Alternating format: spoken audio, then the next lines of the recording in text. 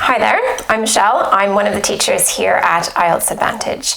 Today I've got a short lesson for you on how to use the right kind of language to score a 7 or higher in the speaking test.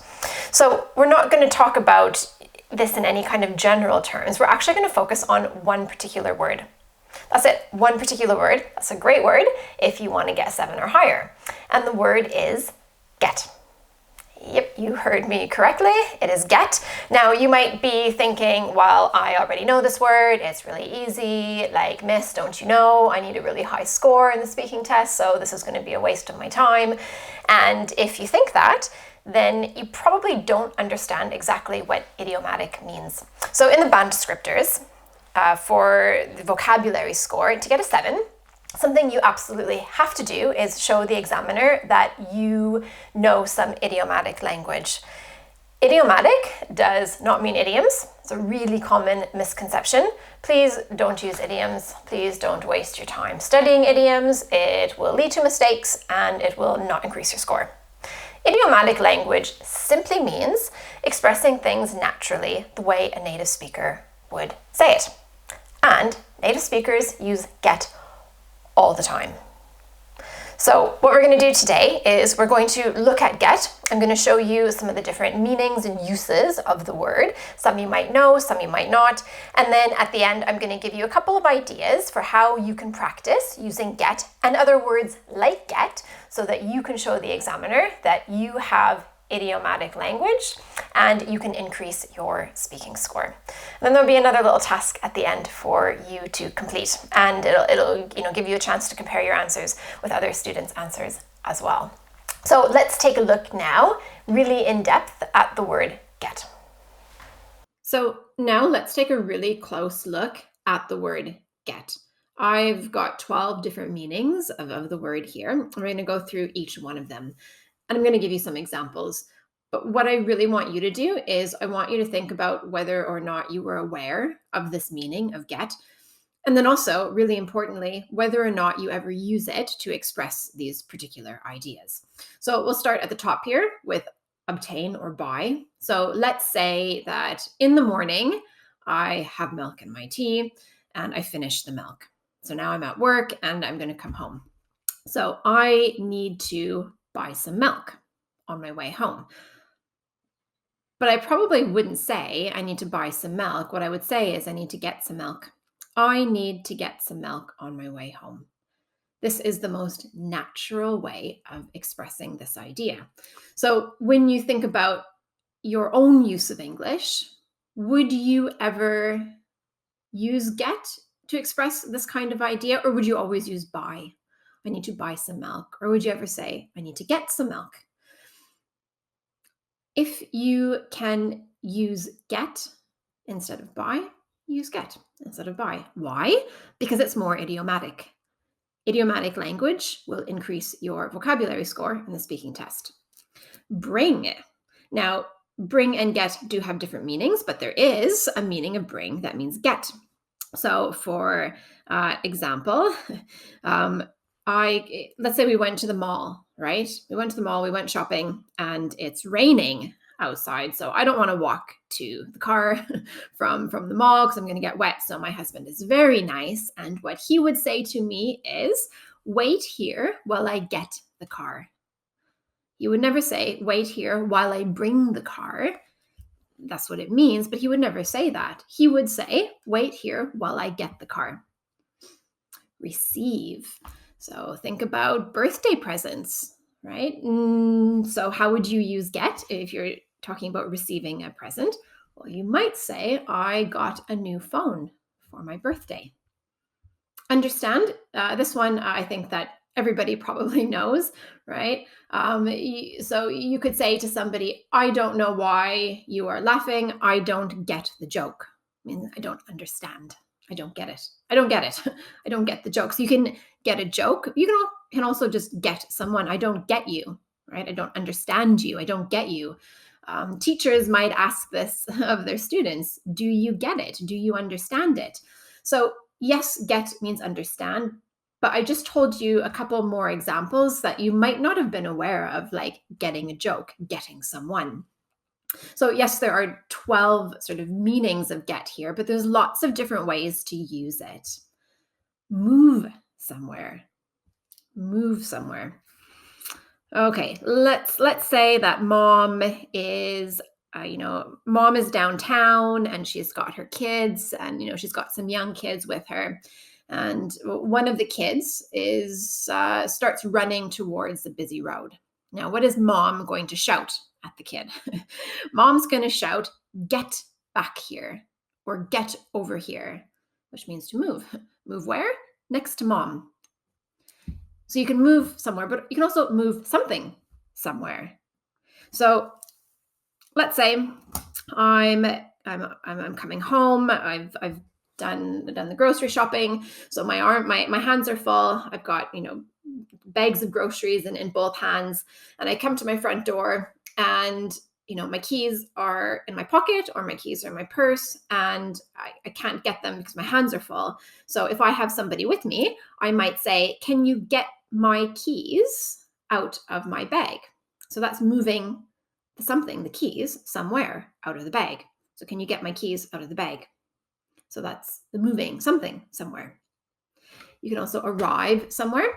I think everybody is probably familiar with this as well. So think about, what time do you get home from work? But when I do mock speaking tests with our VIP students, so many times I hear students talk about arriving, like what time they arrive at work, what time they arrive home. It's not wrong, but it's not idiomatic. Saying get is idiomatic. This is going to increase your score. If you say, "I get to work, I like to get to work early, I usually get home at around 7. This is exactly the kind of language that the examiner is looking for. Make somebody or something do something. Let's do make somebody do something. So let's say that my kitchen tap is leaking. So the water keeps on going drip, drip, drip, drip. Maybe some of you can fix your own kitchen tap. I cannot fix my own. So I have to get a plumber to fix it. I need to get a plumber to fix it. You can also make something, do something, like close a window. Let's say the window is stuck. I couldn't get the window to close. I couldn't make the window close. I couldn't get the window to close. You can have the opportunity to do something. Have any of you ever flown first class? Right? When I went on my honeymoon, I got to fly first class. So that's the opportunity to do something. When you get in the car with your family, who gets to sit in the front seat? Right? Who gets to sit in the front seat? You can become. Now, there's lots of different things you can become. You can get sick. You can get rich. You can get wet. Or you can get married. There's loads of different things that you can become. To travel somewhere. So how do you get to work? Right? Do you get the bus? Do you get the train? Or do you walk? So what else can you get? We can get a bus. So this is what you need to know if you're going to use the word properly. What can you get? We're talking about traveling. Okay. So you can get the bus, you can get a train. Can you get a taxi? Yes. Can you get an airplane? No. No. You would never get a plane, but you would get a bus, you get a train, or you could get a taxi. Answer the phone or answer the door. So if I'm busy and Amazon comes to deliver a package and they ring the doorbell and it goes ding dong, I will shout to someone else at home. So if it's my husband, he's at home, I will say, "Can you get the door?" I don't think I would ever say, "Can you answer the door?" Pretty sure I would never say that. I would always say, "Can you get the door?" Same for if you've got a phone in your house, like not a mobile phone, but the phones are connected to the wall, the old-fashioned kind of phones. If that's ringing, right? And mom's busy in the kitchen, mom will shout at one of her kids, "Can someone get the phone?" So to get the phone is to answer the phone. So there we've gone through a couple different meanings of get, and you are going to be able to apply this information with the task that I am going to set you. So now that we have studied the word get a little bit, I want to give you some ideas for how you can practice. So what I want you to do is I want you to go online and find a blog written by a native speaker on any topic that you're interested in, and read it.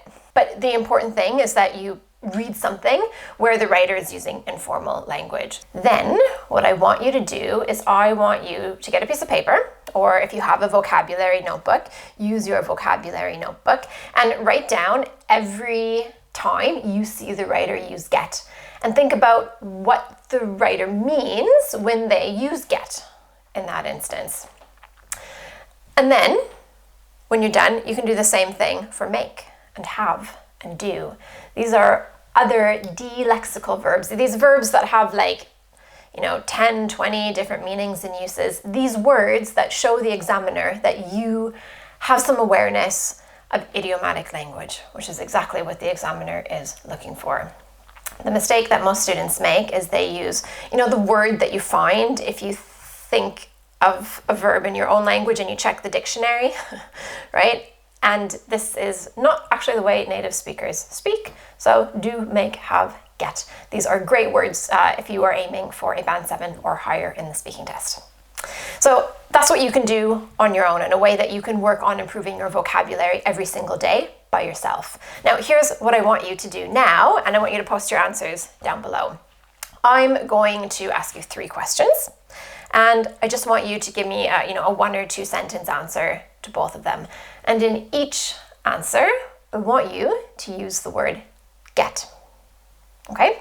So the first one is, tell me 3 things about your daily routine. The second is, so number 2 is, tell me about something that made you frustrated.